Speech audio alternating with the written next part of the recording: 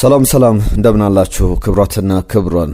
ትናንትና ያደረገውን ጨዋታ በድል ተወጥቷል። በተለይ ደግሞ ከወልቭስ ጨዋታ በኋላ ብዙ ጥያቄዎች ሲነሱ ነበረ። አሁን ለዛ ጥያቄዎች ምላሽ የነበረ ጨዋታ ነው ወይ የሚለውን እንመለከታለን። ትናንትና ቶትናም ሆትስፐርን በሰፊ የግብ ልዩነት ከጨዋታ ብልጫ ጋር ከሜዳው ውጪ በቶትናም ሆትስፐር ስቴዲየም በተደረገው ጨዋታ አሸንፏል። ስለ ጨዋታው ዝርዝር ነጥቦችን እናነሳለን። ከድሉም በኋላ ግን አርሰናል ቤት አሁንም ያሉ መጠነኛ ችግሮች አሉ። እነሱን ከቁጥሮች ጋር እያነሳን እየነገርናቸው የምንቆይ ነው የሚሆነው።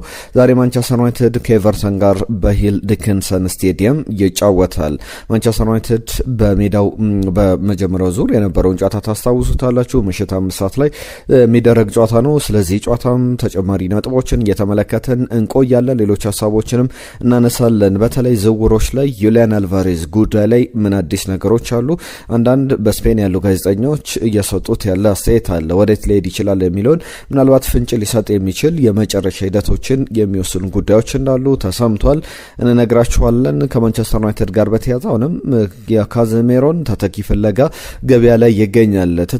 ትክክለኛ ተተኪ አግኝቷልም እየተባለ ይገኛል። በእነዚህ ሁለት ተጫዋቾች ዙሪያ እየተነሱ ያሉ ዝርዝር ጉዳዮች አሉ። በተለይ ደግሞ ማንቸስተር ዩናይትድ በትክክልም በዚህ ቦታ ላይ ተጫዋች እንደሚያስፈልገው የሚያሳዩ ዘገባዎች አሉና እነሱ እንመለከታለን። ማንቸስተር ሲቲን በተመለከተ ስለ ማኑኤል አካንጂ የወጡ ጉዳዮች አሉ። ሌሎችንም በቼልሲ ቤት ትሬቨር ቻሎቫን እንዲሁም ሊያም ዴላፕን የተመለከቱ አዳዲስ መረጃዎች አሉ። የሊቨርፑልና የአንቶኒ ጎርደንም ጉዳይ አዳዲስ መረጃዎች ተሰምተውበታል። ሁሉም በርከት ያሉ ጉዳዮችን እየነገርናችሁ አብረናችሁ ቆይታ ምናደርግ ነው የሚሆነው። እናንተም ሀሳብ አስተያየቶቻችሁን ጻፉልን። የአርሰናል ደጋፊዎችም ግምቶቻችሁን ልትልኩልን ትችላላችሁ። ሌሎችንም ሀሳቦች ከእናንተ እንጠብቃለን። ዛሬ ማንቸስተር ዩናይትድ እንግዲህ በሚያደርገው ጨዋታ ላይ ለስንት ይጠናቀቃል የሚለውን ሀሳቦቻችሁን ላኩልን። ብዙ ጉዳዮች የሚነሱበት አይነት ጨዋታ እንደሆነ ይታወቃል። ማንቸስተር ዩናይትድ ከኤቨርተን በሚያደርጉ ጨዋታ ላይ ስለስንት ይጠናቀቃል? ትናንትና የመጡልን ሀሳቦች አሉ፣ ግምቶች አሉ። የእናንተን ሀሳቦች ግምቶችም መለስ ብለን የምንመለከት ነው የሚሆነው። ለሁሉም እነዚህን ጉዳዮች እየነገርናችሁ እንቆያለን። በቀጥታ ትናንትና ስለነበረው የአርሰናልና የቶትናም ጨዋታ አንዳንድ ነጥቦችን እያነሳን እንጀምራለን። ጨዋታው 4-1 በሆነ ውጤት የተጠናቀቀው ቪክተር ዮኬሬሽ በአርሰናል ከመጣ ምናልባት ምርጥ ብቃቱን አሳይቷል። ሁለት ግቦችንም አስቆጥሯል። ኤቤሬቺዜም ሁለት ግቦችን አስቆጥሯል። ኤቤሬቺዜ ቶትናም ላይ የበረታ ያለ ተጫዋች ይመስላል። አጠቃላይ የቡድኑ እንቅስቃሴ 4-1 በሆነ ውጤት ያሸነፈበት ነው። ረንደል ኮሎማኒ አርሰናል ላይ ከአርሰናል ስህተት ወይም ደግሞ ዴክላን ራይስ ተሳስቶ ግብ አስቆጥሮ ነበረ። ይህንን ጨዋታ በተመለከተ በአርሰናል በኩል ፍጹም የበላይነት ነበረው። ቶትናሞች ብዙ ክፍተቶችን ፈጥረው በ3-5-2 አሰላለፍ ወደ ሜዳ የገቡ እስከሚመስል ድረስ መከላከል አደረጃጀታቸው በተከላካይ ቦታ ላይ ያላቸው የቁጥር ብልጫም በአርሰናል ተራ መስሎ ነበርና አርሰናል ከዛም በላይ ግቦችን ማስቆጠር ይችል ነበር። ነገር ግን ተራ ኳሶችን አርሰናልም ሲሳሳት እንደነበረ የተመለከትንበት ነው። ዴክላን ራይስ ለምሳሌ ኤቤሬቺዜ ግብ ካስቆጠረ በኋላ በእርግጥ በቅርብ ጨዋታዎች ላይ የአርሰናል ችግር ሆኗል ብሎ መናገር ይቻላል። ግብ ካስቆጠረ በኋላ ወዲያው በሰከንዶች ልዩነት ግብ ይቆጠርበታል፣ በደቂቆች ልዩነት ግብ ይቆጠርበታል። የወልቭስ ጨዋታ ለዚህ ምሳሌ ነው። የማንቸስተር ዩናይትድ ጨዋታ ማቲያስ ኩና ያስቆጠራት ግብ ሚካኤል ሜሬኖ አቻ ባደረገ በደቂቃዎች ውስጥ የተገኘች ግብ ነበረች። ወልቭስ ሌሎችንም የውድድር ዓመቱ ተመሳሳይ ጨዋታዎችን መመልከት እንችላለን። ከሚኬል አርቴታ ቡድን ጋር ትናንትና ሌላ ተመሳሳይ እንደውም ትናንትና አንደኛው ግብ ተሽሮ ነው እንጂ 2-2 የሚሆኑበትም እድል ነበረ። ቶትናም ሆትስፐሮች እንደዛ የሚኬል አርቴታ ቡድን እየመራ ባለበት ሰዓት ላይ እንደዚህ የሚቆጠሩ ግቦች በደንብ ዋጋ የሚያስከፍሉ አይነት ሊሆኑ ይችላሉና ጥንቃቄ የሚያስፈልጋቸው ነው ብሎ መናገር ይቻላል። በእያንዳንዱ ደቂቃ ላይ በእያንዳንዱ እንቅስቃሴ ላይ ነገሩ ተለወጠ፣ አርሰናል የበለጠ ብልጫ ወሰደ በሚባልበት ሰዓት ላይ ተመሳሳይ ግቦችን የሚያስተናግድ ከሆነ በቀጣይም ሌሎች ጥያቄዎች በቡድኑ ላይ መነሳታቸው የሚቀር አይመስልም። ትናንትና ዴክላን ራይስ በጣም ግልጽ ስህተት ለዳቪድ ራያ ቢመልሰው ኳሱን ዳቪድ ራያ ክሊር ያደርገዋል። እንደዚህ አይነት መንገድ መከተል መከተል ይችል ነበር። ነገር ግን በጣም በራሱ ተማምኖ የአርሰናል የግብ ክልል ላይ የመጨረሻው ሴንተር አፍሱ ነበር ብሎ መናገር ይቻላል። ከዛ በኋላ ራንደል ኮሎማኒ ከሱ ኳሷን ነጥቋት ግቧን አስቆጥሯል። ነገር ግን ከዛ በኋላ ወዲያው አርሰናል ምላሽ ሰጥቷል። በድጋሚ ግብ አስቆጥሮ በተለይ ሰከንድ አፍ ላይ ምን አይነት በጣም ድንቅ ግቦችን እንዳስቆጠረ ትናንትና ቪክተር ዮኬሬሽ ሚኬል አርቴታም ከጨዋታው መጠናቀቅ በኋላ የሰጠው አስተያየት ተመሳሳይ ነው።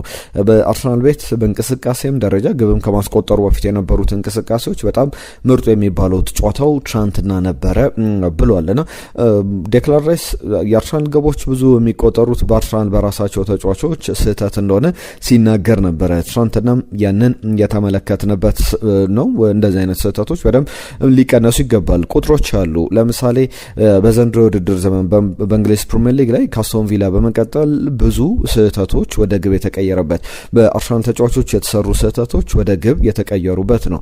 ዘንድሮ የቶትናም ጨዋታ የመጀመሪያው ዙር ላይ እናስታውሳለን። ማርቲን ዙሜንዲ ሌት ሆኖ እንደዚህ አይነት ኳሶችን ብዙ ጊዜ በእርግጥ የአርሰናል ተጫዋቾች የሚሳሳቱት ሌት የሆነ ውሳኔዎቻቸው ናቸው። ኳሶችን ለረጅም ጊዜ ይዘው በመቆየት የዴክላን ራይስን የትናንት ነው የመጀመሪያው ዙር ላይ የማርቲን ዙሜንዲንም አጋጣሚ ብናስተውል ተመሳሳይ ነገሮች ያሉባቸው ናቸውና ሪቻርልሰን ያስቆጥራት ግብ ትናንትናም ራንደል ኮሎሞኒ ያስቆጥራት ግብም ተመሳሳይ ነገሮች አሏቸውና በ2026 ብቻ 4 ስህተቶች ወደ ግብነት ተቀይሮበታልና ብዙ ነው ብሎ መናገር ይቻላል። እነዚህ ስህተቶች ደግሞ ኳሱን ረጅም ጊዜ በማቆየት ሌሎች አማራጮች እያሉ ወይም ደግሞ ክሊር ማድረግ በሚቻልበት ቦታ ላይ ኳሶችን በመያዝ ነውና ትናንትና ቶትናም ለምሳሌ በመጀመሪያዎቹ 20 ደቂቃዎች ላይ አንድ ግብ ሙከራ ብቻ ነበር የነበረው። ኤዜ ግብ እስኪያስቆጥር በነበረው 10 ደቂቃ ላይም ደግሞ ሞመንቶች ለቶትናም የአርሰናል ተጫዋቾች ሲሰጡ ነበር።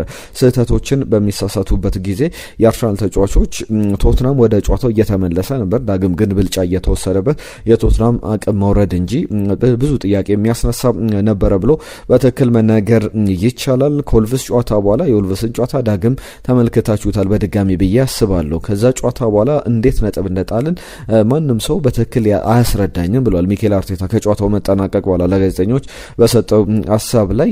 እንዲሁም የዓለም መጨረሻ ይመስል ነበረ የወልቭስ ጨዋታ እና ይህንን ጨዋታ ደግሞ ማሸነፍና ማንሰራራት ነበረብን፣ ያንን አድርገናል የሚል ሀሳቡን ሰጥቷል። በቶትናምና በአርሰናል መካከል የ32 ነጥቦች ልዩነት አለ። ቶትናም 16ኛ ደረጃ ላይ ይገኛል። በጣም ሰፊ ልዩነት አለ በመካከላቸው በሁለቱ ቡድኖች መካከል። ነገር ግን ሰፊ ልዩነት መኖሩ ለምሳሌ ትናንትና ሰሞኑን ስናነሳው ነበር የትናንትናው ጨዋታ ሰፊ ልዩነት ስላለ አርሰናል ያሸነፈበት አይደለም፣ አርሰናል በልጦ ያሸነፈበት እንጂ ከወልቭስ ጋር ከቶትናምን በላይ ሰፊ ልዩነት አለው። ነገር ግን ያንን ልዩነት አርሰናል መጠበቅ አልቻለም ነበር። ትናንትና በጥሩ መንገድ የተጠናቀቀ ነው። ኤቤሬቺ ኤዜ በለንደን ደርቢ የአርሰናል ተጫዋች ሆኖ ብዙ ግቦችን በማስቆጠር ስሙ የሚጠቀስ ተጫዋች ሆኗል። ሶስተኛ ተጫዋች ሆኗል።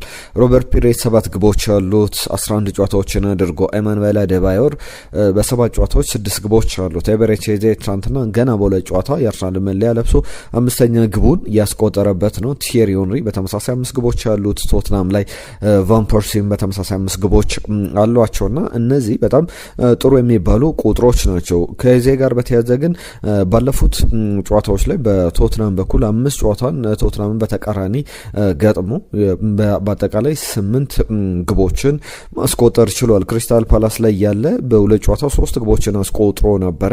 አሁን ደግሞ አርሰናል ላይ ከመጣ 2 ጨዋታዎችን አድርጎ አትሪክ የሰራበት የመጀመሪያው ጨዋታ እንዲሁም 2 ግቦችን አስቆጥሮ በአጠቃላይ 8 ግቦችን አስቆጥሯል።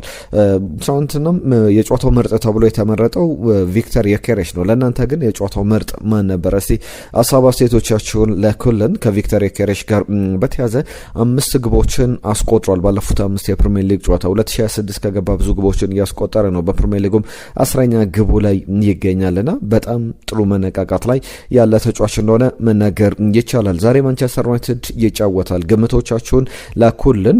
በአርሰናልና በቶትናም ጨዋታ ዙሪያ የመጡ ግምቶች ነበሩ። ከሊፋ ለአርሰናል መልካም እድል ብሎ መልእክቱን ልኮልን ነበረ። ሌሎችም የአርሰናልን ጨዋታ ለምሳሌ ሳሙኤል ቶትናም 2-1 በሆነ ውጤት ያሸንፋል ብሎ መልእክቱን ልኮልን ነበር። በትክክል የተገመተ ግምት አይደለም። ስፐርስ 2 አርሰናል 1 አብዱላ መሐመድ የጻፈልን መልእክት ነው።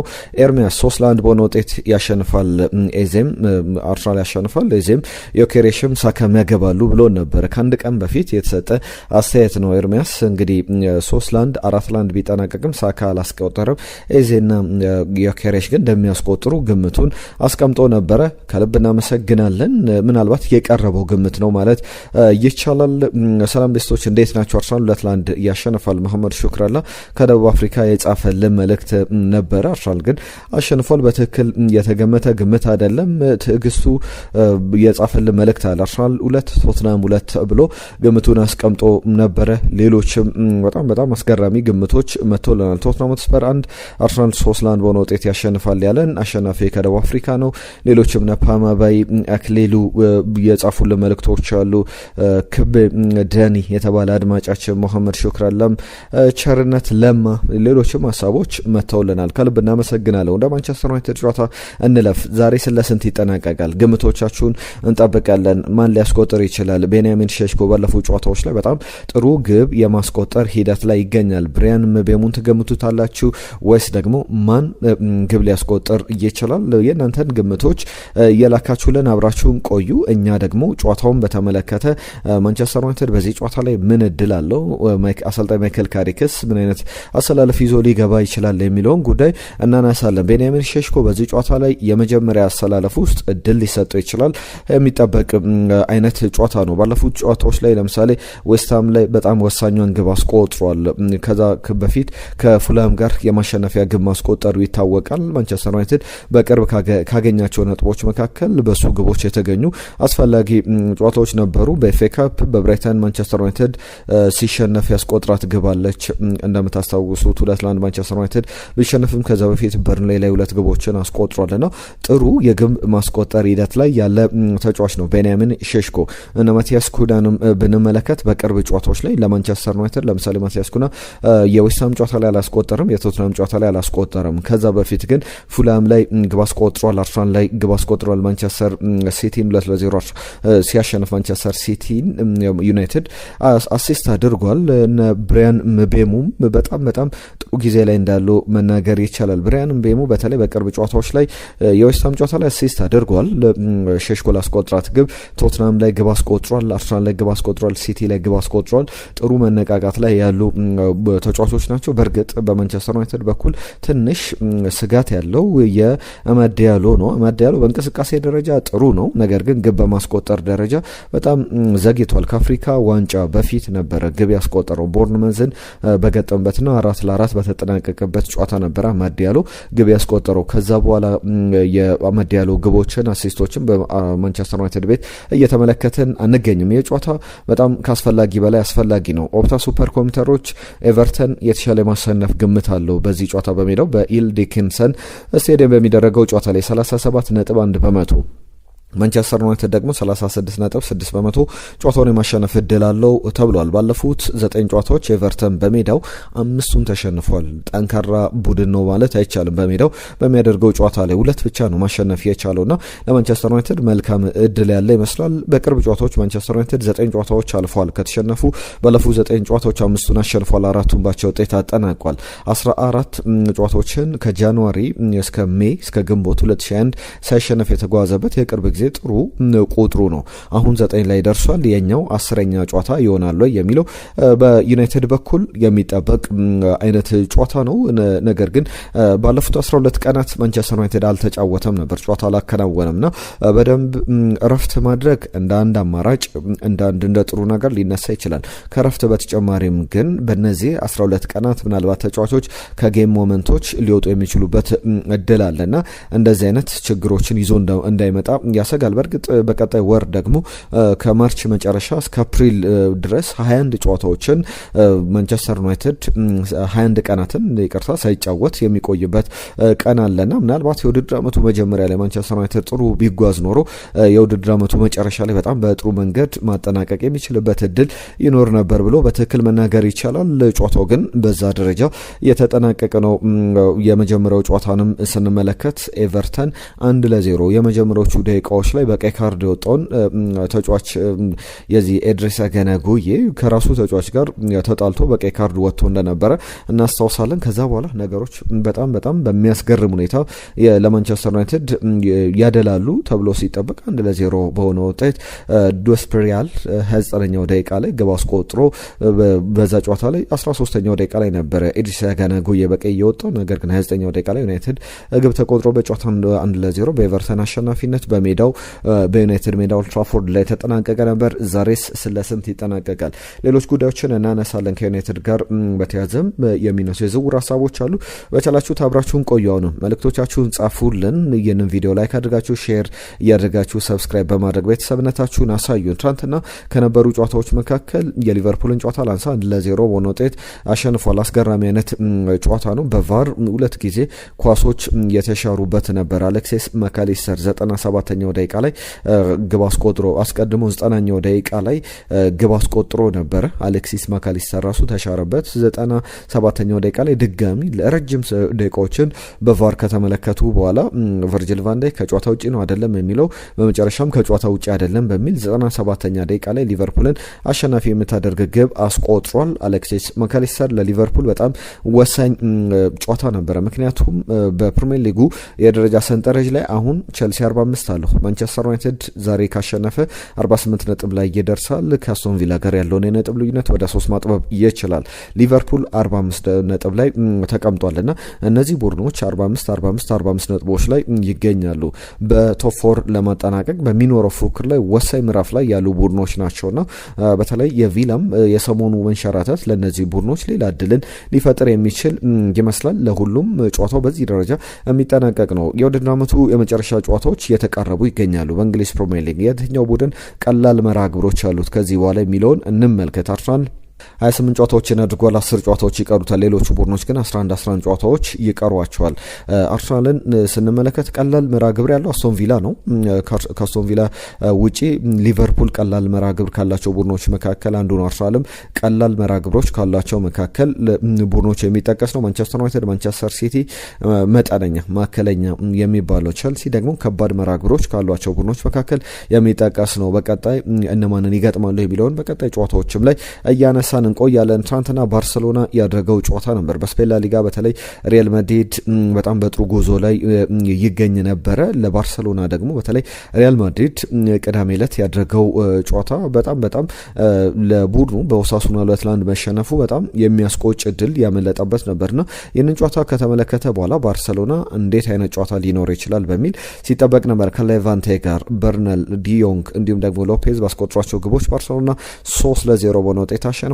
መሪነቱንም ዳግም ተረክቧል። በዚህም በአንድ ነጥብ ልዩነት እየመራ ይገኛል። ባለፈው ሳምንት ባርሰሎና ተሸንፎ ሪያል ማድሪድ አሸንፎ ሪያል ማድሪድ በ2 ነጥብ ልዩነት መምራት ጀምሮ ነበር። አሁን በማዕከላቸው የ1 ነጥብ 60ና 61 ነጥቦችን ይዘው ሊጉን እየመሩ ይገኛሉ። 50 ነጥቦች ያሉት ቪያሪያል ነው 3ኛ ደረጃ ላይ። አትሌቲኮ ደ ማድሪድ በ48 ነጥቦች 4ኛ ደረጃ ላይ ይገኛል። ዝውውር ጉዳዮች ላይ ትኩረት እናደርጋለን። ከዚህ ሰዓት ጀምሮ የምናነሳቸው የመጀመሪያ ጉዳዮች አርሰናል ላይ የተመለከተ ጉዳይ አለ። ዩሊያን አልቫሬዝን በተመለከተ ጋዜጠኞች ዝርዝር ዘገባዎችን ይዘው እየወጡ ይገኛሉ። ከነዚህ ዘገባዎች መካከል አንድ ስፔናዊ ጋዜጠኛ አለ። በተለይ ጉሌ ኮስኩዌራ ይባላልና የሚያነሳቸው ጉዳዮች አሉ። በዝውውር ጉዳይ ላይ ምን እድሎች ያሏቸው ሌሎች ክለቦችስ የዩሊያን አልቫሬዝን ዝውውርን በተመለከተ አርሰናል ነው እድል ያለው፣ ባርሰሎና ነው እድል ያለው፣ ሊቨርፑል ነው፣ ቸልሲ ነው በሚለው ጉዳይ ላይ የሚጠበቁ ጉዳዮች ነበሩ። ዩሊያን አልቫሬዝን በተመለከተ ጋዜጠኛው እንዳነሳው ከሆነ ፉክክሮች አሉ። ተጫዋቹ በእርግጥ ብዙ ዘገባዎችን